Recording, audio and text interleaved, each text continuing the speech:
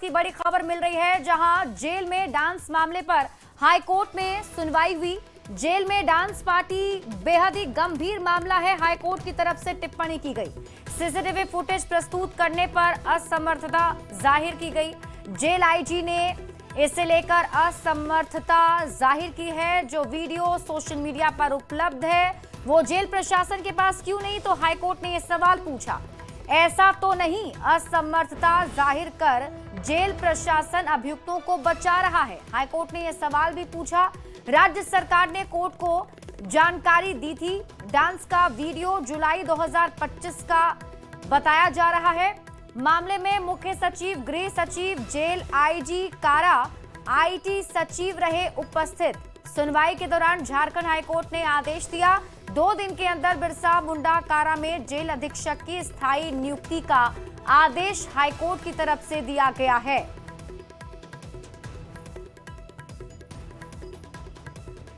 और ये तस्वीरें आपके टीवी स्क्रीन पर आपको दिखा रहे हैं, ये वो वीडियो है जो सोशल मीडिया पर वायरल हो रहा है। जानकारी के मुताबिक इस वायरल वीडियो पर संज्ञान लेते हुए हाईकोर्ट ने कड़ी टिप्पणी की है और हाईकोर्ट ने यह आदेश भी जारी किया है कि 2 दिनों के भीतर बिरसा मुंडा कारा में जेल अधीक्षक की स्थायी नियुक्ति की जाए। तो बड़ी खबर आपको बता रहे हैं, हाईकोर्ट की तरफ से इस वीडियो पर संज्ञान लिया गया है। रांची से इस वक्त की बड़ी खबर सामने आ रही है और हाईकोर्ट ने सख्त लहजे में यह भी पूछा कि आखिर ये वीडियो जेल प्रशासन के पास क्यों नहीं है। ये असमर्थता क्या इस बात के लिए कि जेल प्रशासन अभियुक्तों को बचा रहा है। देखिए, इस पूरे मामले की सुनवाई के दौरान मुख्य सचिव, गृह सचिव, जेल आईजी, कारा आईटी सचिव उपस्थित रहे और सुनवाई के दौरान झारखंड हाईकोर्ट ने आदेश भी दे दिया है कि अब 2 दिन के अंदर बिरसा मुंडा कारा में जेल अधीक्षक की स्थायी नियुक्ति जल्द से जल्द की जाए। तो इस वक्त की बड़ी खबर आपको बता रहे हैं, रांची से बेहद ही गंभीर मामला कोर्ट ने इसे माना है। हाईकोर्ट में सुनवाई और जेल में डांस पार्टी बेहद ही गंभीर मामला है, हाईकोर्ट की तरफ से कहा गया। और सीसीटीवी फुटेज प्रस्तुत करने को भी कोर्ट ने कहा था, लेकिन जेल प्रशासन ने, जेल आईजी ने असमर्थता जाहिर की थी। मतलब वो उन्होंने कहा कि उनके पास ये वीडियो नहीं है। जो वीडियो सोशल मीडिया पर उपलब्ध है वो जेल प्रशासन के पास क्यों नहीं, हाईकोर्ट ने फिर ये सवाल भी पूछा था। और ये तस्वीर जो आपके टीवी स्क्रीन पर आपको दिखा रहे हैं, जेल में कैदियों की डांस पार्टी करता हुआ, यही वो वीडियो है जो सोशल मीडिया पर वायरल हुआ। और इस वीडियो के बारे में पूरी जानकारी जेल प्रशासन से हाईकोर्ट ने लेने की कोशिश की, तो जेल आईजी ने असमर्थता जाहिर की। जो वीडियो सोशल मीडिया पर उपलब्ध है वो जेल प्रशासन के पास क्यों नहीं, ये सवाल हाईकोर्ट ने पूछा और ये भी कहा कि ऐसा तो नहीं कि जेल प्रशासन अभियुक्तों को बचा रहा है। रांची के बिरसा मुंडा कारा में जो डांस पार्टी हुई थी उस पर झारखंड हाईकोर्ट ने स्वतः संज्ञान लिया है और इस मामले में कोर्ट में लगातार सुनवाई चल रही है। आज भी झारखंड हाईकोर्ट में इस अहम मामले में सुनवाई हुई, जिस दौरान कोर्ट ने यह टिप्पणी की कि जेल में डांस पार्टी का यह मामला बेहद गंभीर है। राज्य सरकार की ओर से हालांकि यह जानकारी दी गई कि डांस पार्टी का यह जो वीडियो है यह जुलाई 2025 का है, पुराना वीडियो है। लेकिन कोर्ट ने यह कहा कि पुराने वीडियो का मामला भी गंभीर है, आखिर यह वीडियो तो है ना, कोर्ट ने यह कहा। और लेकिन इस दौरान जो सीसीटीवी फुटेज को जो कोर्ट में प्रस्तुत करने में असमर्थता जाहिर की गई और यह बताया गया कि सीसीटीवी फुटेज को जो कोर्ट में प्रस्तुत नहीं किया जा सकता क्योंकि वो वीडियो दरअसल नहीं है। जिस पर कोर्ट ने यह कहा कि जो वीडियो सोशल मीडिया पर उपलब्ध है वह जेल प्रशासन के पास क्यों नहीं है। आज सुनवाई के दौरान मुख्य सचिव, गृह सचिव, जेल आईजी, कारा आईटी सचिव कोर्ट में उपस्थित रहे, लेकिन कुल मिलाकर कोर्ट की यह टिप्पणी भी महत्वपूर्ण भी रही कि वास्तव में असमर्थता जाहिर कर जेल प्रशासन कहीं अभियुक्तों को बचाने की कोशिश तो नहीं कर रहा। कुल मिलाकर झारखंड हाईकोर्ट इस मामले में बेहद गंभीर नजर आ रहा है और इस मामले में जब अगली सुनवाई होगी तो वास्तव में क्या कुछ निकलकर सामने आता है यह देखने वाली बात होगी। कैमरा प्रभाकर के साथ संजय कुमार सिन्हा, न्यूज 18 रांची। और इसी बीच रांची से आपको एक और बड़ी खबर बताते हैं। सप्ताह में 1 दिन ओपीडी में इलाज करेंगे मंत्री इरफान अंसारी। रिम्स के मेडिसिन विभाग में बैठेंगे मंत्री। जिले के सदर अस्पताल में भी मंत्री इरफान अंसारी बैठेंगे और जल्द ही इसे लेकर रोस्टर भी जारी कर दिया जाएगा। आज रिम्स पहुंचे मंत्री डॉक्टरों को नहीं थी दवा की जानकारी और दवा की जगह कफ सिरप लिख रहे थे। तो ये बड़ी खबर आपको बता रहे हैं।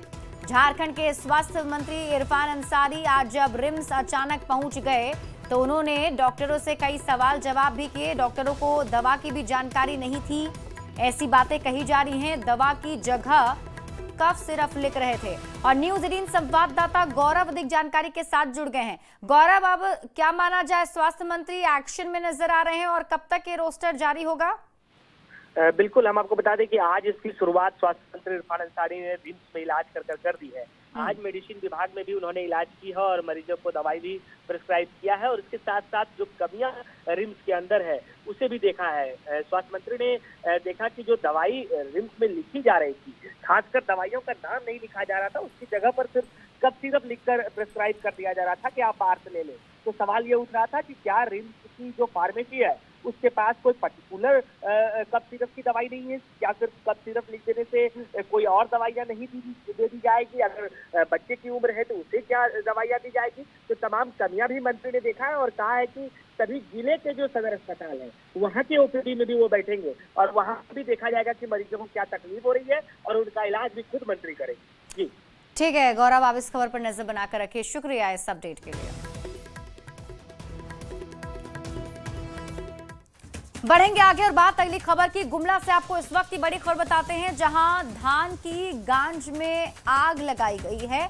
1.10 एकड़ खेत से धान काटा था। रात में धान काटकर घर गए थे लोग और कुछ घंटे बाद मैदान से धुआं उठना शुरू हो गया। किसान ने दोषी पर कार्रवाई की मांग की है और सरकार से मुआवजे की मांग की जा रही है।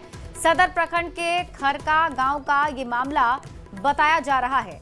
तस्वीरें आपके टीवी स्क्रीन पर आपको दिखा रहे हैं, जहां आप देखें ये वो मैदान जहां पर धान को काट कर रखा गया था। एक ही जगह पर किसान ने ये सभी धान को काट कर रखा था और फिर अपने घर चले गए। तभी अचानक धान के गांज में आग लग गई। 1 एकड़ 20 डिसमिल 23 डिसमिल जमीन में पैदा किए थे, उसको लाए ट्रैक्टर से और कैसे अचानक आग लग गया जिसे सब जलकर राख हो गया। पहुंच नहीं पाया, इसलिए हम सरकार से मुआवजा के लिए गुहार लगा रहे हैं। पूर्व डीजीपी अनुराग गुप्ता की मुश्किलें कम होने का नाम ही नहीं ले रही हैं। झारखंड हाईकोर्ट के वकील राजीव कुमार ने अनुराग गुप्ता के खिलाफ ऑनलाइन प्राथमिकी दर्ज कराई है। अधिवक्ता राजीव कुमार ने बताया, अनुराग गुप्ता के कुछ नजदीकियों पर भी एफआईआर दर्ज कराई गई है। ये प्राथमिकी प्रदेश बीजेपी अध्यक्ष बाबूलाल मरांडी की ओर से जारी पत्र के आधार पर की गई। उस पत्र में बाबूलाल मरांडी ने एनआईए महानिदेशक को पत्र लिखकर जांच की मांग की थी।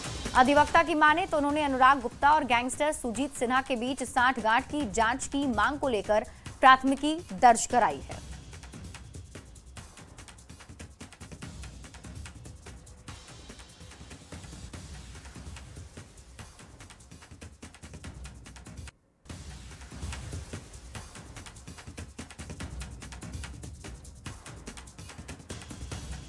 पर कराया है। जो अनुराग गुप्ता यहाँ पर रहे हैं, उन्होंने एक कहिए कि साम्राज्य बनाकर गैंगस्टर का उगाही करने का काम किया है। अब तो बाबूलाल मरांडी जी ने भी लिखा है चिट्ठी एनआईए को, लेकिन हमने जो ऑनलाइन एफआईआर किया है स्पेशली इनके 9-10 लोगों पर किया है। और अनुराग गुप्ता का अभी तक का जितना भी काला कारनामा है, लोगों को फंसाने, बाबूलाल जी के खिलाफ किया, दर्जनों केस, निशिकांत जी पे दर्जनों केस करवाया। सारे अपने गुर्गे जो ऑफिसर्स हैं उन लोगों के थ्रू, जो डीएसपी लोग हैं, उसी तरह उन्होंने अन्य लोगों पे कराया, मेरे ऊपर भी कराया था। झारखंड विधानसभा का शीतकालीन सत्र 5 दिसंबर से 12 दिसंबर तक चलेगा और इस सत्र में उठने वाले मुद्दों को लेकर सत्ता पक्ष और विपक्ष आमने सामने नजर आए। बीजेपी ने कहा, राज्य में चारों तरफ करप्शन का बोलबाला है, बालू और शराब के मुद्दों पर सरकार घिरी है। वहीं जेएमएम ने घाटशिला उपचुनाव में बड़ी जीत की ओर इशारा करते हुए कहा, विपक्ष को सरकार को घेरने की ताकत नहीं है। कि चारों तरफ भ्रष्टाचार का बोलबाला है साहब। सुप्रीम कोर्ट की रोक के बावजूद बालू को उठाया जा रहा है। शराब में करीब आधा दर्जन आईएएस अधिकारी जो हैं उसकी जांच के जद में आ गए हैं, लेकिन जो मास्टरमाइंड है उन तक अभी तक एसीबी हाथ नहीं डाल रही है। और जो छात्रों को कहा गया था स्कॉलरशिप, वो भी मिल नहीं रहा, रोजगार का कोई ठिकाना नहीं। तो ये सारे ज्वलंत मुद्दे हैं। कोलैप्सिंग विधि व्यवस्था, इस पर भी सारी मुद्दों पे चर्चा होके ये उठने की संभावना है। घेरने और फंसाने की बातें भाजपा न करें, हम लोगों को बखूबी मालूम है। और जो खुद घिर चुके हों, अभी तो घाटशिला चुनाव संपन्न हुआ, वहाँ के लोगों ने सुशासन पर मुहर लगाया हेमंत सोरेन जी के, और वहाँ 2-2 बाबूलाल जी की हार हुई। तो ये है ताकत झारखंड मुक्ति मोर्चा की, हमें क्या कोई घेरेगा। बिहार में एनडीए की प्रचंड जीत के बाद से झारखंड में भी खुशी का माहौल देखने को मिल रहा है। बीजेपी के राष्ट्रीय महामंत्री अरुण सिंह ने कहा कि बिहार में एनडीए की प्रचंड जीत का झारखंड में भी सकारात्मक असर देखने को मिलेगा। साथ ही बिहार में जेएमएम को एक भी सीट नहीं मिलने को आरजेडी का धोखा करार बताते हुए कहा, जेएमएम को आरजेडी ने धोखा दिया और एक भी सीट वहां नहीं दी। इससे महागठबंधन में लंबी खटास दिख रही है। साथ ही बंगाल में एसआईआर को लेकर कहा, एसआईआर से दीदी को पेट में दर्द हो रहा है। बीजेपी के राष्ट्रीय महामंत्री से बात की है न्यूज 18 संवाददाता संजय कुमार सिन्हा ने। हमारे साथ हैं बीजेपी के राष्ट्रीय महामंत्री, हम सीधे उनसे जानेंगे। सर, सबसे पहली बात तो ये है कि जिस तरीके से बिहार में प्रचंड जीत हुई, झारखंड में आप उसके असर को कैसे देख रहे हैं राजनीतिक रूप से? देखिए, झारखंड के जो बगल के राज्य जैसे बिहार हो, उड़ीसा हो, छत्तीसगढ़ हो, उत्तर प्रदेश हो, सभी जगह भारतीय जनता पार्टी की एनडीए की सरकार है। और जो बिहार में प्रचंड जीत हुई है, ऐतिहासिक जीत हुई है एनडीए की, और भाजपा के स्ट्राइक रेट बहुत टॉप पे रहा। यह प्रधानमंत्री मोदी जी के नेतृत्व में जो इतना अच्छा रिजल्ट आया है, अवश्य रूप से उस झारखंड में इसका अच्छा सकारात्मक प्रभाव पड़ेगा। कार्यकर्ता खुश हैं, गदगद है, हतोत्साहित है। जो कांग्रेस वहाँ धराशायी हुई, आप यहाँ प्रबल हो जाए, सरकार सबल हो जाए, कुछ ऐसी बात? आप तो देखिए, ये तो कांग्रेस को सोचना चाहिए, जेएमएम को सोचना चाहिए कि कांग्रेस ने किस प्रकार से आरजेडी के साथ जेएमएम को वहाँ धोखा दिया, एक भी सीट नहीं दिया। एसआईआर लागू होने की बात हो रही है झारखंड में, सर उसके बाद झारखंड में क्या इसकी रूपरेखा बदलेगी एसआईआर लागू होने के बाद वोट बैंक के लिहाज से? ये एसआईआर को लागू होना बहुत ज़रूरी है। घुसपैठियों का वोटर लिस्ट में नाम नहीं होना चाहिए, और उसके साथ साथ वोट का शुद्धिकरण करते हुए जो व्यक्ति ऊपर जा चुके हैं उनका कैसे वोटर लिस्ट में नाम होगा। इसलिए एसआईआर लागू होना अच्छी बात है। चुनाव आयोग ने बहुत अच्छा कदम किया है, और राज्यों में भी लागू करेगा, यहाँ पे भी आगे लागू करेंगे। जो बंगाल जाते हैं वो जानते हैं कि कितने घुसपैठियों की संख्या लाखों में है वहाँ पे, सब जानते हैं अच्छी तरीके से। तो लागू होना चाहिए। अब दीदी को पेट में दर्द हो रहा है। और जाहिर है कि बिहार में प्रचंड जीत के बाद झारखंड में इसका असर पड़ेगा, ये भी कह रहे हैं। कैमरामैन संजीत तिवारी के साथ संजय कुमार सिन्हा, न्यूज 18 रांची। रांची के होल्डिंग टैक्स बकायेदारों के खिलाफ रांची नगर निगम एक्शन मोड में नजर आ रहा है। रांची नगर निगम की ओर से राजधानी के 100 ऐसे बड़े बकायेदारों और प्रतिष्ठानों की सूची जारी की गई जिन्होंने अपना होल्डिंग टैक्स जमा नहीं किया है। इन सभी बकायेदारों को 7 दिनों के अंदर अपना होल्डिंग टैक्स जमा करने का निर्देश दिया गया। टैक्स जमा नहीं करने पर 8वें दिन उनका पानी का कनेक्शन काट दिया जाएगा। साथ ही कचरे का उठाव भी वहां से बंद कर दिया जाएगा। राजधानी के टॉप 10 बकायेदारों में 2 प्रतिष्ठान ऐसे हैं जिनका होल्डिंग टैक्स 10 लाख रुपए से ज्यादा है। अगर आप राजधानी रांची में रहते हैं और रांची नगर निगम की ओर से दी जाने वाली तमाम सुविधाओं का लाभ उठाते हैं लेकिन अपना होल्डिंग टैक्स नहीं देते हैं, तो फिर समझ जाइए कि आपके घर पर रांची नगर निगम की टीम पहुंचने जा रही है। जी हां, राजधानी रांची के ऐसे 100 प्रतिष्ठान जो होल्डिंग टैक्स के बकायेदार हैं, रांची नगर निगम की ओर से उनकी सूची जारी की गई है और इस सूची में तमाम लोगों को जिन्होंने भी अपना होल्डिंग टैक्स नहीं दिया है उनके नाम के आगे जो बकाया राशि है उसको लिखकर जारी किया गया है। बता दें कि इन 100 प्रतिष्ठानों में टॉप ऐसे 10 प्रतिष्ठान हैं जिनका जो बकाया राशि है वो तकरीबन आपको लाख रुपए से ऊपर है। मतलब कि अगर हम बात करें टॉप 10 में तो 10 लाख से ऊपर 2 राशि जो है उसको जानना बेहद ज़रूरी है। इसमें एक है बीआईटी मेसा जो सर्कुलर रोड में है, उसकी जो राशि है वो 16 लाख के करीब है, जबकि दूसरा आईएसएम पुंदाग है जिसकी राशि 12 लाख के करीब है। मतलब कि इन लोगों को जो है उसकी सूची जारी की गई है। इसके अलावा 8 जो टॉप जो बकायेदार हैं उनकी राशि 4 लाख से 9 लाख तक के करीब है। कुल मिलाकर रांची नगर निगम ने साफ कहा है, 1 हफ्ते का समय दिया है कि आप अपना बकाया होल्डिंग टैक्स जल्द से जल्द जमा करें। अगर आप हफ्ते भर के अंदर यानी 7 दिनों के अंदर अपना होल्डिंग टैक्स जमा नहीं करते हैं तो 8वें दिन कार्रवाई की जाएगी। सबसे पहले आपका पानी का कनेक्शन काटा जाएगा और फिर आपको पानी का कनेक्शन काटने के बाद आपके आगे नहीं जहां आपका प्रतिष्ठान है वहां से कचरे का उठाव बंद कर दिया जाएगा। कुल मिलाकर सूची जारी कर दी गई है, सूचना दे दी गई है और रांची नगर निगम अब इस मामले में पूरी तरह सख्त नजर आ रहा है। संजय कुमार सिन्हा, न्यूज़ 18 रांची। तो राजधानी रांची में होल्डिंग टैक्स बकायेदारों के खिलाफ नगर निगम की कार्रवाई पर अब सियासत भी शुरू हो गई। जेएमएम ने निगम की इस कार्रवाई को बिल्कुल सही और जायज बताया तो बीजेपी ने निगम पर निशाना साधते हुए कहा कि कार्रवाई काफी पहले की जानी चाहिए थी, लाख रुपए से ज्यादा बकाये का इंतजार नहीं करना चाहिए था। बकाया आप क्यों रखेंगे भाई? बकाया है तो उस पर बजाबता ब्याज सहित उसे वसूला जाना चाहिए और नगर निगम सक्रिय हुआ है। नगर निगम का वर्तमान जो ढांचा है, जो नेटवर्क है, जो लोग हैं, जो पदाधिकारी हैं, मैं उनकी सराहना करता हूं। मैंने देखा है उनकी प्रतिबद्धता पिछले कई त्योहारों में। तो एक बेहतर प्रशासन है नगर निगम में और उनके नेतृत्व में जो वहाँ के सीईओ हैं, बेहतरीन काम नगर निगम कर रही है।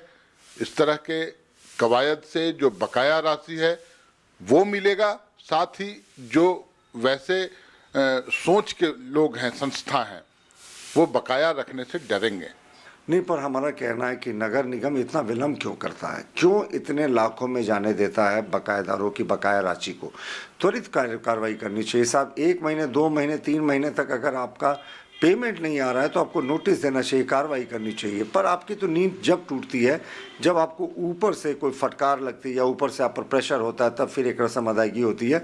आप देख लीजिए, कुछ नहीं होगा, ढोल पीटते रहेंगे ये, फिर कुछ दिन के बाद ये इशू ठंडा पड़ जाएगा, नया इशू आ जाएगा। ऐसे भी नगर निगम अपने बेसिक काम को तो कर नहीं पा रही है। नगर से जो सफाई की व्यवस्था है वो कोलैप्स कर गई है। हाँ, ये सब करके वो कुछ दिन ध्यान जरूर बांटना चाहती है। खबर आपको हजारीबाग